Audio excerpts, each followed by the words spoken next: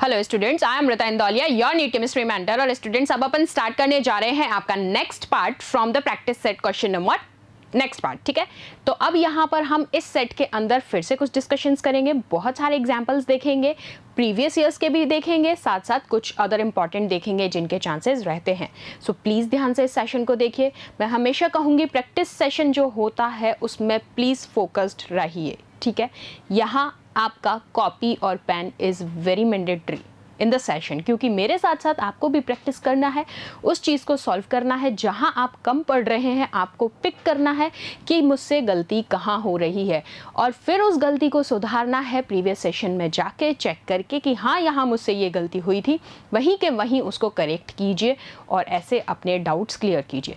तो स्टार्ट करें अपना नेक्स्ट पार्ट। चलिए आ जाइए, question number 1, which is a low spin complex. अब देखो, लो स्पिन, हाई स्पिन, ये सारा हमने बहुत अच्छे से पढ़ा था या नहीं? बिल्कुल पढ़ा था। पूरा मैंने एक टेबुलर फॉर्म तुमको बनाया था, फ्लो चार्ट बनाया था कि लो स्पिन और हाई स्पिन के केस में क्या क्या चीज़ें याद रखनी है, कब वो पेयर्ड होगा, कब वो अनपेयर्ड होगा। लो स्पिन है तो स्ट्रॉन्ग लिगेंड होगा, और कैसा हाई स्पिन है तो कैसा लिगेंड होगा, वीक लिगेंड होगा। तो ये सारी चीज़ें याद आ गई होंगी। तो अब चलो एग्जाम्पल देखते हैं। 3 आपको ये दे रखे हैं, अब आपको इनमें से ढूंढना है कि लो स्पिन कॉम्प्लेक्स कौन सा है। अब लो स्पिन सुनते ही लो स्पिन कॉम्प्लेक्स यानी LSC, तो लिगेंड कैसा होगा, स्ट्रॉन्ग होगा या नहीं होगा? बिल्कुल होगा। अब चेक करो, ये भी स्ट्रॉन्ग लिगेंड है, ये भी स्ट्रॉन्ग लिगेंड है। भाई खेल गया ये तो गेम आपके साथ। एग्जामिनर यहाँ पर क्वेश्चन में ऐसे ही गेम खेलेंगे कि स्ट्रॉन्ग लिगेंड दिया है, स्पिन भी लो है, तो चलो अब किससे पता चलेगी? पता चलेगी पेयरिंग और अनपेयरिंग से। तो एक एक करके चेक करते हैं। सबसे पहले अगर Fe को देखोगे, ये लो, अब Fe पता है 26, 3d6, 4s2, कह सकती हो या नहीं? कहना ही पड़ेगा। तुम भी सॉल्व कर रहे हो मेरे साथ साथ, मुझे पता है, बहुत बढ़िया। 1 2 ये भर दिए। अब आपको पता है Fe+3 में एग्जिस्ट कर रहा है, यानी कितने इलेक्ट्रॉन निकाल दूं? यहाँ से 3, कितने रह गए? 23। क्या हो जाएगा? और वो 3, 2 इसमें से, 1 इसमें से, 1 2 3 4 5, ये रह जाएंगे या नहीं? रह गए। अब आपको यहाँ इस चीज़ से, चलो आपने इलेक्ट्रॉन फिल करके फटाफट देख लिया। अब आपको पता है भाई Cn जो है यहाँ पर, Cn- कैसा लिगेंड है? स्ट्रॉन्ग लिगेंड है। अब स्ट्रॉन्ग लिगेंड है तो क्या होगा?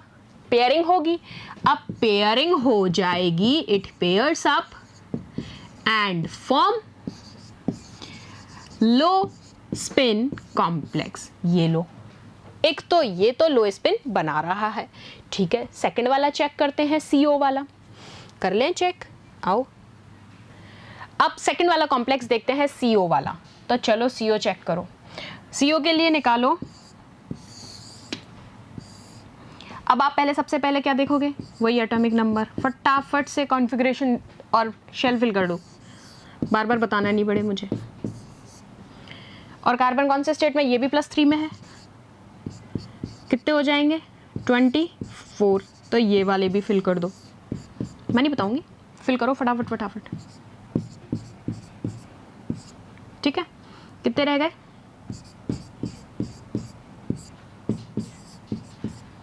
अब यहाँ पर NO2 कैसा है? NO2 आराम से पेयरिंग कराएगा। NO2- की वजह से क्या हो जाएगी? पेयरिंग। तो ये भी कैसा है? लो स्पिन कॉम्प्लेक्स है। भाई ये भी लो स्पिन कॉम्प्लेक्स है। अब कौन बचा है? मैग्नीज वाले को और चेक कर लेते हैं, इस Mn को। आ जाओ।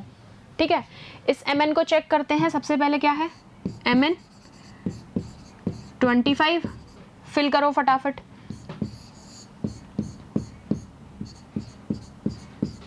फोर में आएगा या नहीं आएगा? बिल्कुल आएगा, 3d4s।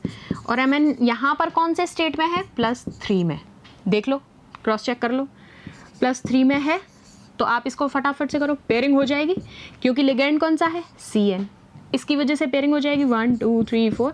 पहले तो यहाँ पर +3 के अकॉर्डिंग अरेंज कर दो। सॉरी, लास्ट में नहीं आएगा, इसमें एक इलेक्ट्रॉन हो गया कम।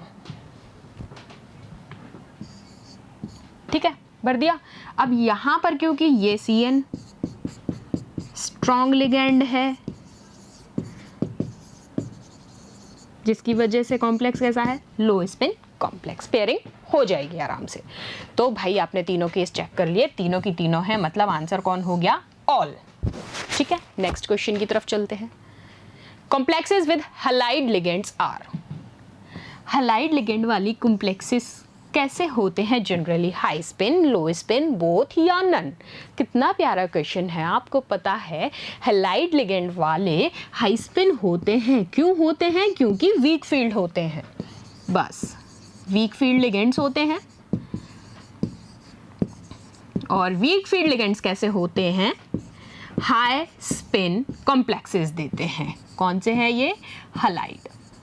ये लीजिए, कितना प्यारा सिंपल क्वेश्चन था। नेक्स्ट चलते हैं।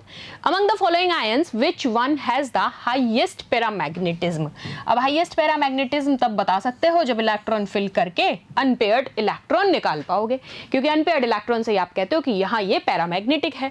तो चलो 1 to 1 फटाफट इलेक्ट्रॉन भर लेते हैं। अगर क्रोमियम के, मैं यहाँ डायरेक्ट लिख दूँ क्योंकि तुम्हें तो सॉल्व करना आता है। क्रोमियम के अगर मैं देखूँ, क्रोमियम +3 में है, तो 3 इलेक्ट्रॉन, 3 इलेक्ट्रॉन्स हैं यहाँ। फिर कौन है यहाँ पर? ये है आयरन। और आयरन कौन से स्टेट में है? कितने इलेक्ट्रॉन भरे जाएंगे? देखो, चेक करो, यहाँ 4 इलेक्ट्रॉन है अनपेयर्ड। नेक्स्ट कौन है? हाँ, यहाँ 2 हैं, गलती नहीं करना।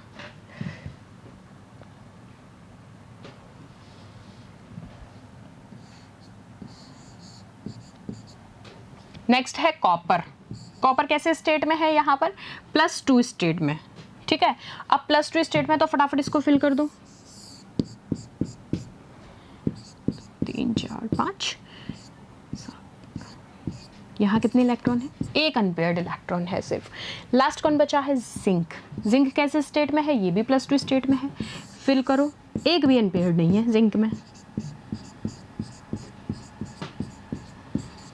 0। अब भाई साहब ने क्या पूछा है यहाँ पर क्वेश्चन में कि इनमें से हाईएस्ट पैरामैग्नेटिज्म किसमें है? तो गिन लो सबसे ज्यादा मैक्सिमम अनपेयर्ड इलेक्ट्रॉन कहाँ पर है? ये रहे आयरन के केस में। तो आंसर क्या हो गया? ये वाला, क्योंकि कितने आ रहे हैं? 4 अनपेयर्ड इलेक्ट्रॉन्स आ रहे हैं। क्लियर? चलो नेक्स्ट मूव करें। अब ये फटाफट जैसे अब मैंने शॉर्ट में निकालना शुरू किया है ना, ऐसे तुम्हें भी आना चाहिए।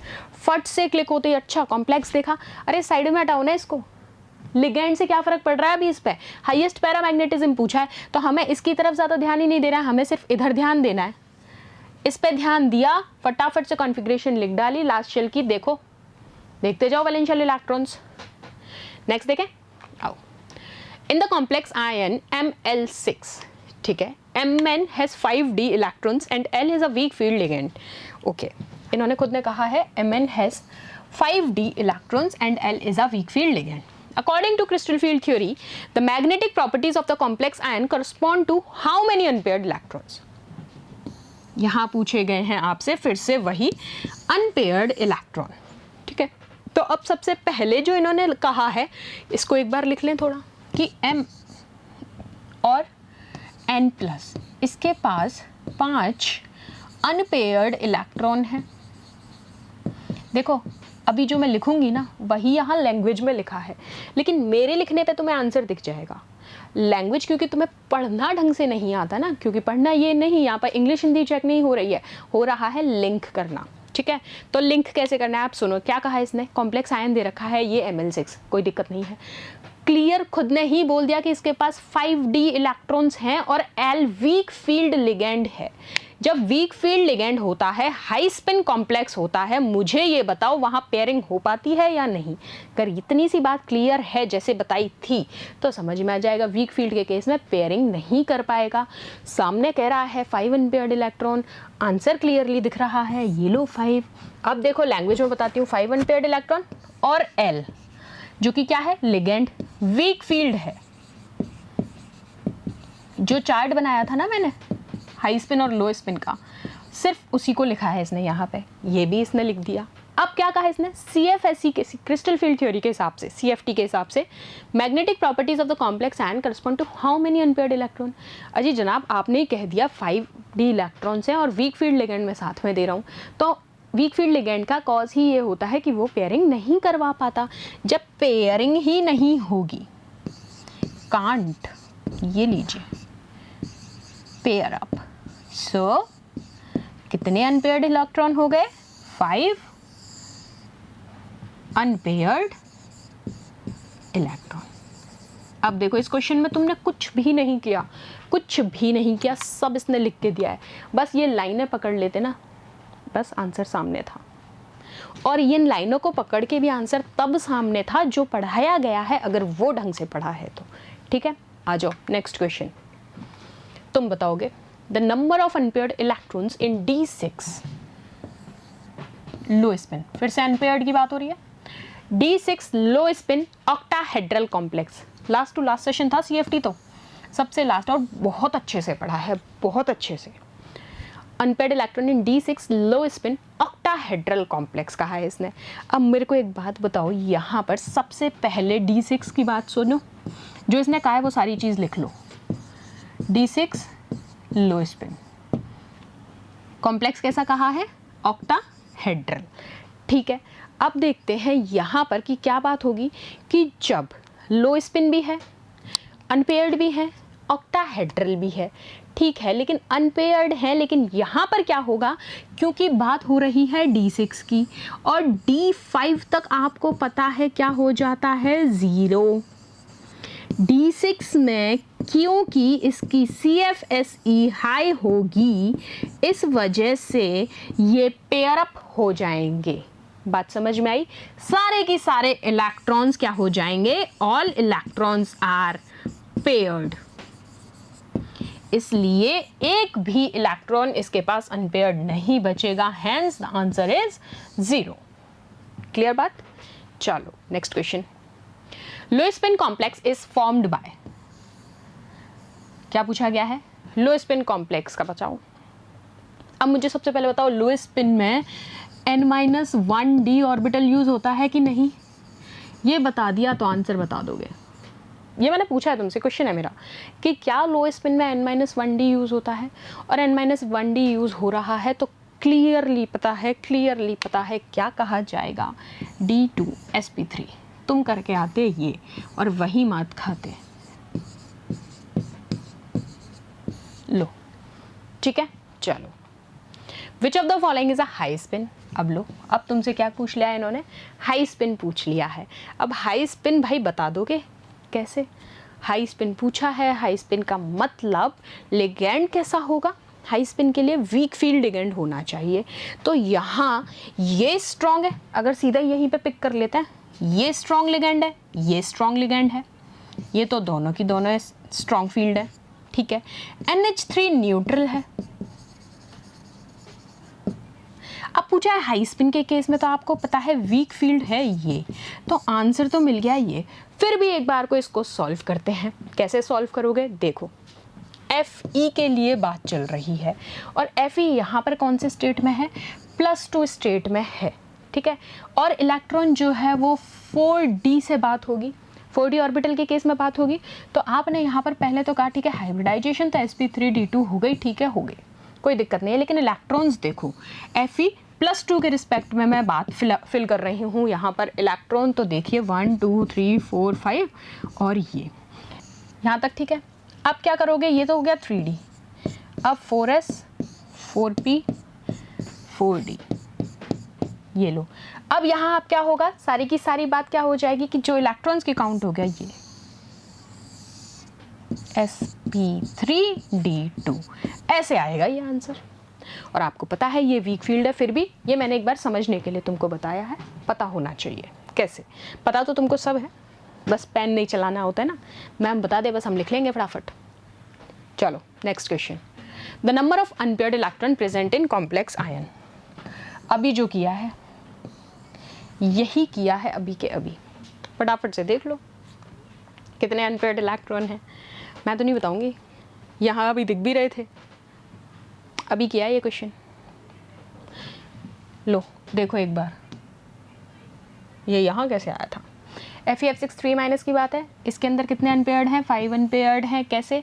क्योंकि D5, ठीक है, 3D5 याद आ गया, वीक फील्ड लिगेंड है, 3D5 का केस है, तो दिक्कत नहीं होना चाहिए, क्योंकि यहाँ Fe+3 के रिस्पेक्ट में बात हो रही है।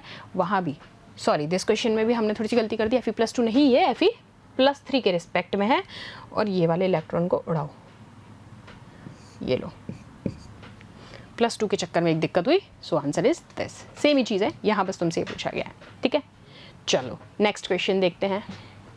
नेक्स्ट क्वेश्चन क्या है, all the metal ions contains T2G6 Eg0 configuration, which of the following complex will be paramagnetic.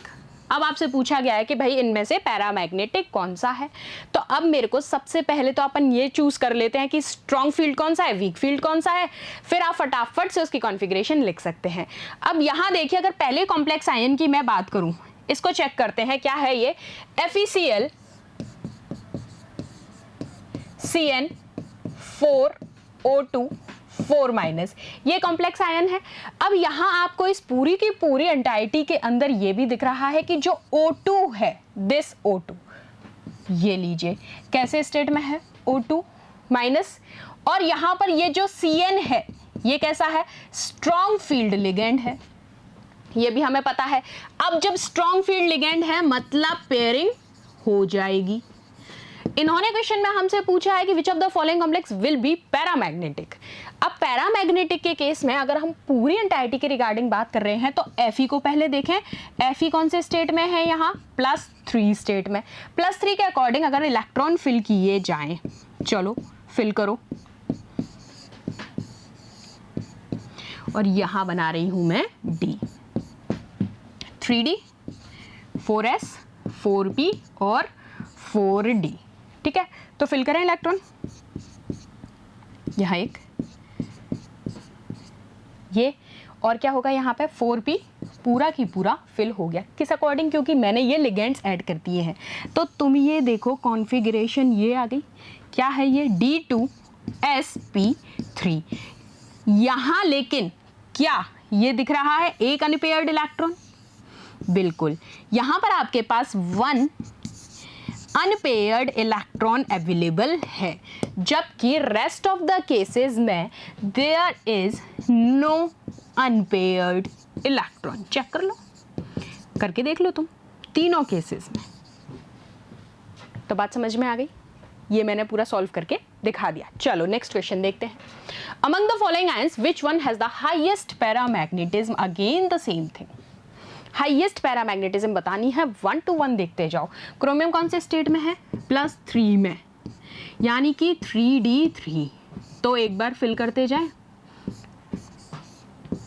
अगर स्प्लिटिंग में देखूं, ये 2 ये 3, 3d3, 3 इलेक्ट्रॉन है, 1 2 3, n is equals to 3।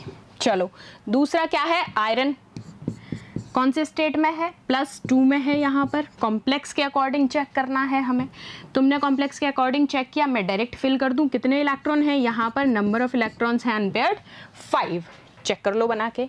Copper के लिए बात की जाए, कॉपर है +2 स्टेट में, लेकिन यहाँ अनपेयर्ड इलेक्ट्रॉन है 0d8 कॉन्फ़िगरेशन, और जिंक ये भी है +2 स्टेट में, D10 होगा या नहीं होगा, कौन सा, 3d10,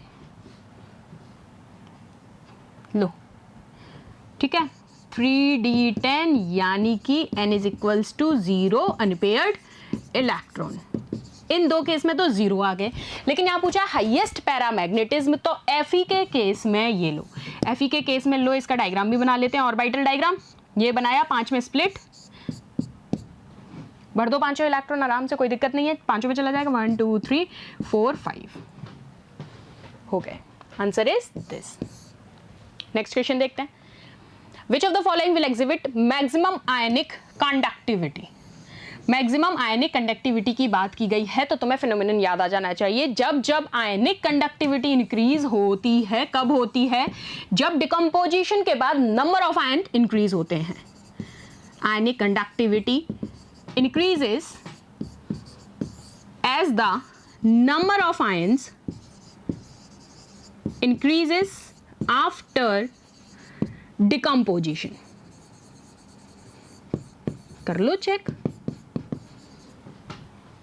करो इस आंसर में चेक आराम से, ये लो ठीक है। चलो next, the correct increasing order of trans effect.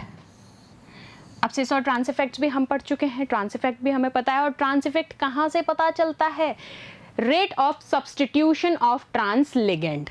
अब अगर आपने वो पहचान लिया तो आंसर में तो कोई दिक्कत आएगी नहीं। सबसे ज़्यादा आपको पता है ट्रांसफेक्ट के केस में आपको Cn होगा, तो पिक करो अमंग ऑल। Cn यहाँ भी है, यहाँ भी है, लेकिन उसके बाद आपको पता है क्योंकि हलाइड आयन कम होता है, ये रहा Cn, दिस एंड दिस। ठीक है, चलो तो चलो क्वेश्चन नंबर 13। इस क्वेश्चन में क्या पूछा गया है एक बार चेक करते हैं।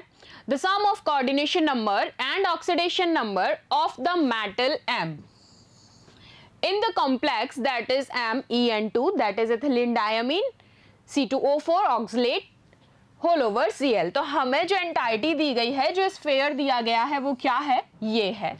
तो मैं एक बार चलो इसको यहां लिख लेती हूं, that is MEN ethylene diamine C2O4 and Cl।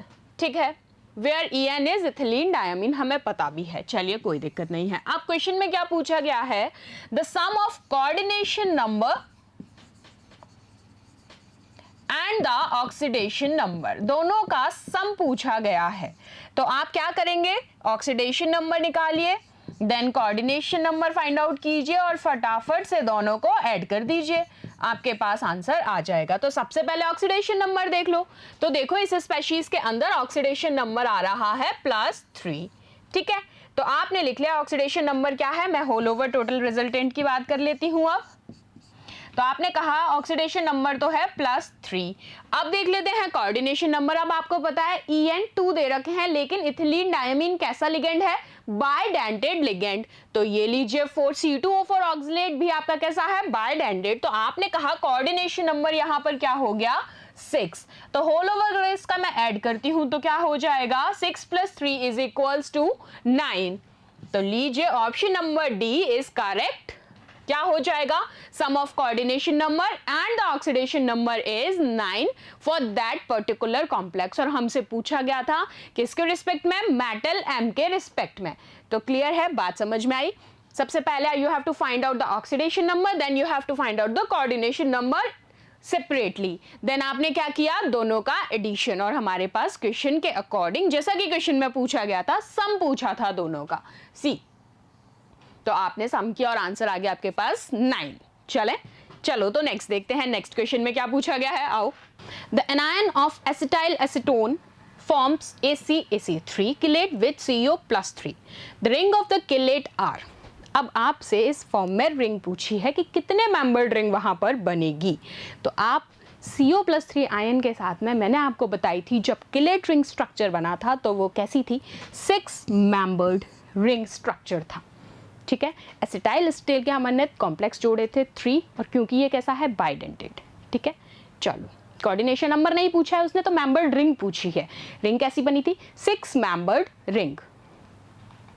Next question, which of the following statement is true. Very nice, किसने ट्रू भी पूछ लिया है आपसे, बहुत अचंभे की बात है ये आपके लिए। Which of the following statement is true. तो देखते हैं, चलो। सिलिकॉन एग्जिबिट 4 कोऑर्डिनेशन नंबर, नहीं 6 करता है, गलत हो गया पहले ही। Bond energy of F2 is less than Cl2, correct है, रीजन जानेंगे अभी। Mn+2 oxidation state is more stable than Mn+2 in aqueous state, नहीं। आपको पता है कैसे टूटता है Mn+2 + 2 इलेक्ट्रॉन में। Elements of 15 group show only +3 and +5, नहीं, ये +3 -3 एंड +5 तीनों शो करता है। तो आंसर तो ये सही है, ये तीनों तो हैं गलत। और बॉन्ड एनर्जी जो है F2 की Cl2 से लेस होती है इंटर इलेक्ट्रॉनिक रिपल्शंस की वजह से, ड्यू टू इंटर इलेक्ट्रॉनिक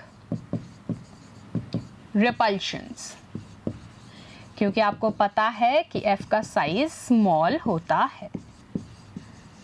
ठीक है, चलो चले आगे, आ जाओ। कोऑर्डिनेशन नंबर ऑफ निकल in this complex is, coordination number पूछा है, ऑक्सीडेशन स्टेट नहीं पूछा है, फटाफट से सॉल्व कर दो। कोऑर्डिनेशन नंबर पूछा है C2O4 है ये, और ये आपको पता है, भले ही यहां पर इस पे 3 लगाया है, लेकिन ये बाइडेंटेड है। कैसा लिगेंड है, बाइडेंटेड लिगेंड है, इसलिए कोऑर्डिनेशन नंबर क्या हो जाएगा, 6। ठीक, चलो the name of the complex ion FeCN6 is, name करना है, IUPAC करना है, ये तो आप बता दोगे फटाफट से, इसमें दिक्कत नहीं आनी चाहिए। चलो पहले देखते हैं CN पे लिगेंड कितने हैं, 6, तो क्या आएगा हेक्सा, ठीक है। फिर क्या होगा, Fe है -3 स्टेट में है, तो ऑक्सीडेशन स्टेट भी दिख गया कि 3 आ जाएगा, ये बात भी ठीक है, 3 सब में दे रखा है। अब ट्राई होगा नहीं, हेक्सा है। अब आपको मैंने ये बताया था कि अपन किस में चेंज करते हैं, पीछे O लगा देते हैं, तो साइनाइटो नहीं हो सकता, साइनाइडो होता है, और साइनो नहीं लिखते, तो आंसर क्या हो गया, hexacyanido ferrate third ion. Rules follow करोगे तो याद रहेगा। द करेक्ट IUPAC नेम, अब इसका IUPAC नेम देखते हैं, चलो CrF2En2Cl, ठीक है, 1 to 1 पिक करो, क्या हो सकता है।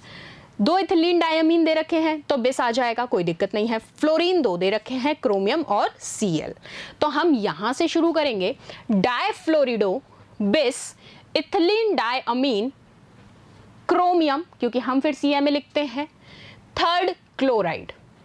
तो ये चेक करो मैंने क्या बोला, फिर से सुनना, डायफ्लोरिडो, तो सबसे पहले पिक करो यहाँ डायफ्लोरिडो, तो डायफ्लोरिडो मुझे इसमें ही दिखा है, यहाँ क्लोरो डायफ्लोरिडो है, गलत हो गया, यहाँ डायफ्लोरो लिया है, फ्लोरिडो नहीं लिया है, इसलिए गलत हो गया।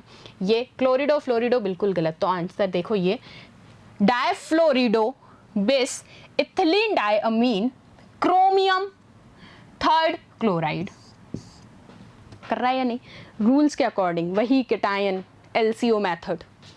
नेक्स्ट देखो, the hypothetical complex chlorido aqua triammine cobalt chloride can be represented as, अब आपको नेम दे दिया है, आपको इसका ये फॉर्मुलेशन करना है, तो चलो करो। क्या कहा है, chlorido di aqua triammine cobalt third chloride, तो सबसे पहले तो डाई एक्वा पिक करते हैं, तो डाई एक्वा जो है फर्स्ट में भी है और सेकंड में भी है, ठीक है।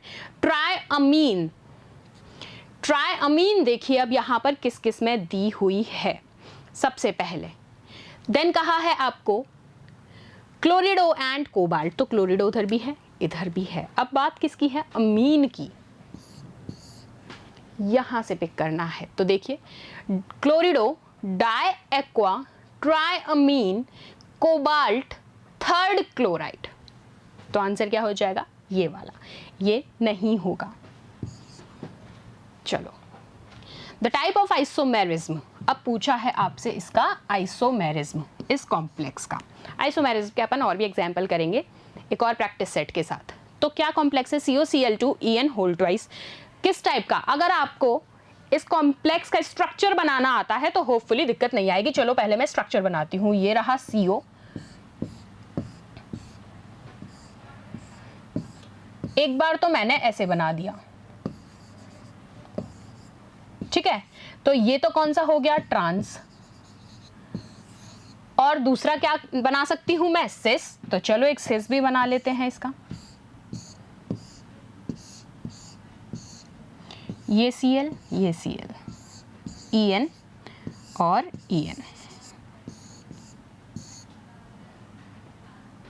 ठीक है, ये लीजिए, तो ये हो गया इसका सिस फॉर्म। तो कैसे आइसोमेरिज्म है, ये ज्योमेट्रिकल आइसोमेरिज्म है, सिस और ट्रांस दोनों में एग्जिस्ट कर रहे हैं, कोई दिक्कत। चलो नेक्स्ट देखते हैं, number of possible isomers for the complex this will be En, ये रहा। अब यहाँ बस क्या देखना है, नंबर ऑफ पॉसिबल आइसोमर्स देखने हैं, इथिलीन डायमीन है, Cl2 है और एक और Cl है, तो हमें ये पता है कि यहाँ पर सिस ट्रांस, ठीक है, समझ में आ रहा है, ज्योमेट्रिकल आइसोमेरिज्म है, लेकिन पूछे हैं टोटल आइसोमर्स कितने बन सकते हैं, तो इस केस में 3 आइसोमर्स बन सकते हैं, 2 बनेंगी सिस की फॉर्म और एक बनेगी ट्रांस की फॉर्म। सिस की फॉर्म में आप इनके कन्वर्जन्स कर देंगे तो 2 सिस की फॉर्म और एक ट्रांस की फॉर्म बन जाएगी। क्लियर? तो इसके साथ आपका ये वाला प्रैक्टिस सेट भी खत्म होता है। नेक्स्ट प्रैक्टिस सेट में मैं आपके साथ फिर से जो आइसोमेरिज्म का पार्ट है और CFT से रिलेटेड प्रीवियस ईयर्स के सारे क्वेश्चंस डिस्कस करूंगी और एक सेट बनाऊंगी मैं आपके लिए नोमेनक्लेचर के ऊपर, कंप्लीट IUPAC के ऊपर। तो मिलते हैं नेक्स्ट सेशन में। Thank you so much.